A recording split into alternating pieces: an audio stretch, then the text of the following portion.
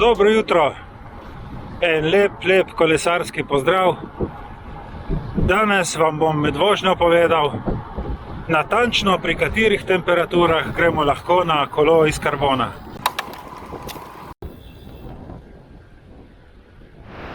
Sicer je pa danes sobota, 9. oktober, zjutraj je bilo v naši vasi 12 stopinj Celzija, čez dan se bo segrelo tja do 17, piha pa vzhodnik s sunki tja do 25 km/h.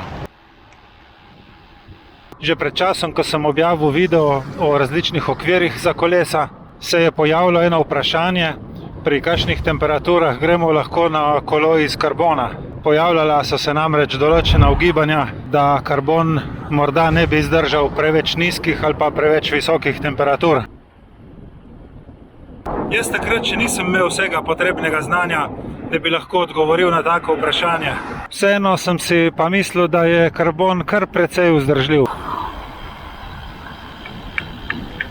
Glede na to, da ga uporabljajo v Formuli 1 in pa pri satelitih, kjer res prihaja do ekstremnih temperatur.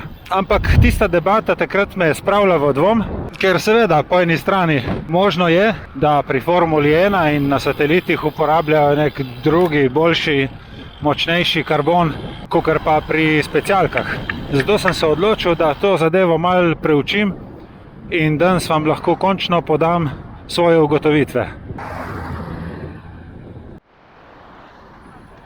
A evo, tako včasih dobiš kakšno grupco in se lepo povlečeš z njimi par kilometrov.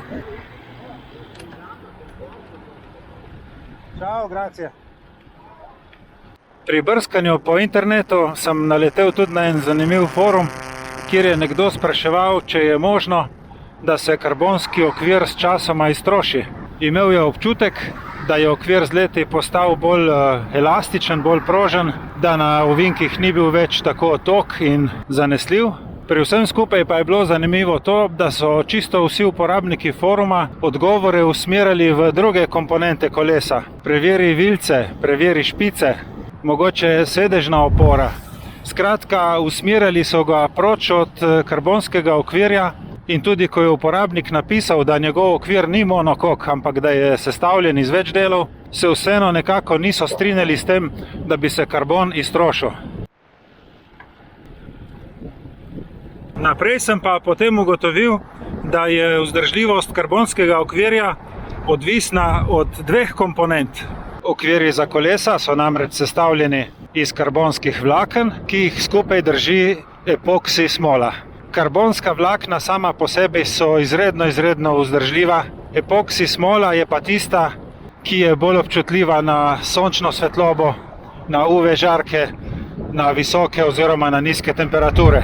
Zaradi tega lahko začne smola z leti razpadati oziroma izgubljati svoje lastnosti. Ampak tudi epoksi smola ni kar tako. Dejansko bi morali kolo nastavljati puščavskemu soncu 12 ur na dan, več let, prej ko bi se to poznalo na spremembah v lastnosti smole. Danes pri izdelavi teh smol uporabljajo tudi različne snovi, ki so že odporne na UV žarke. Najpomembnejše pa je to, da je kolesarski okvir prebarvan. Danes namreč čisto vse barve za kolesa vsebujejo snov za zaščito pred UV žarki in prav ta barva varuje kolesarski okvir pred degradacijo.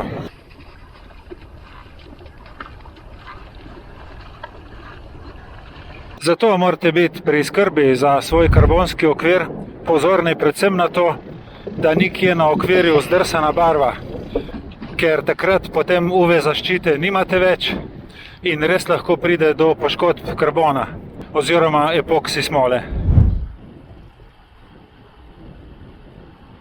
Je pa treba na tem mestu izpostaviti, da bolj kot visoke ali pa nizke temperature je karbon občutljiv na udarce, in že močnejša sila lahko povzroči razpoko v okvirju, kar je bistveno bolj nevarno, kakor pa poslabšanje njegovih lastnosti zaradi sonca ali mraza.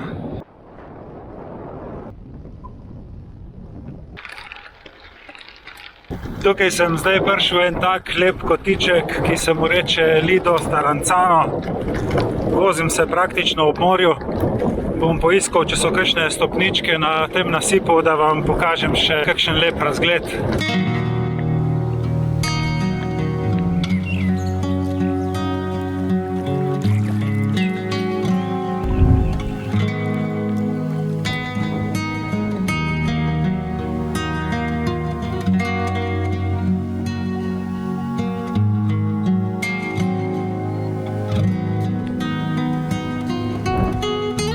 Tukaj je tudi sprehajalna pot, 10 000 korakov za zdravje. Drugač pa tako mirno okolje ob morju in veliko ptic.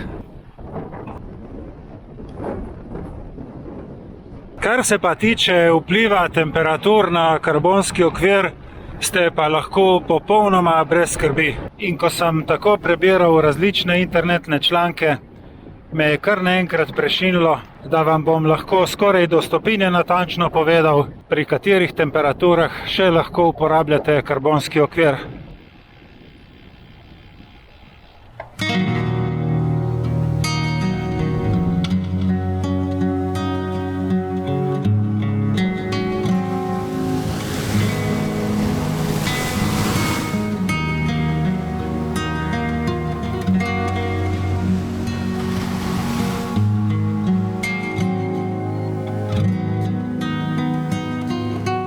Jaz sem pri svoji raziskavi ugotovil, da je karbon res en tak ful vzdržljiv material.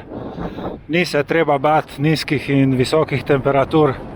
Že sama obdelava karbonskih vlaken in epoksi smole, recimo pri izdelavi okvirja ali pa pri popravilu, dosega lahko tudi 100 stopinj Celzija. Sateliti, ki krožijo v orbitah, so praktično na absolutni ničli, tako da pri kolesih iz karbona ni prav nobene skrbi, da bi se jim zaradi temperatur karkoli zgodilo. Zelo lepo je na kolesu.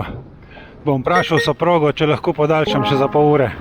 Aha, hitro je odgovorila. Ni problema, kolikor te je volja. No, če pa soproga dovoli, bom pa res naredil 100 km.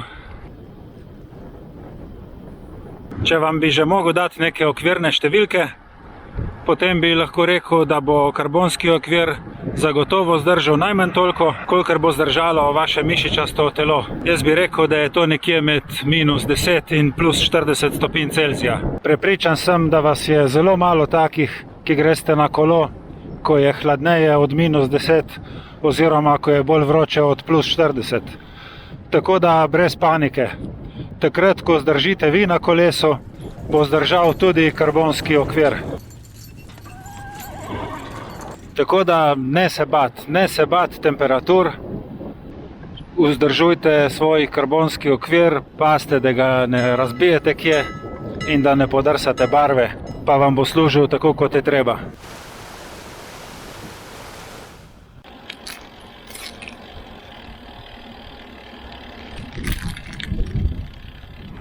Če koga zanima, kako se pride v Lido Staranzano ali pa v Marino Julijo, bom dal v opis videa link od Strave, pa si lahko tam pogledate. Jaz bom pa zdaj lepo izkoristil to krasno vreme še za 30 km, tako da bom imel eno lepo stotko. Hvala za pozornost. Če je koga zagrablo, naj gre zdaj takoj na kolo. Mi pa se vidimo prihodnjič.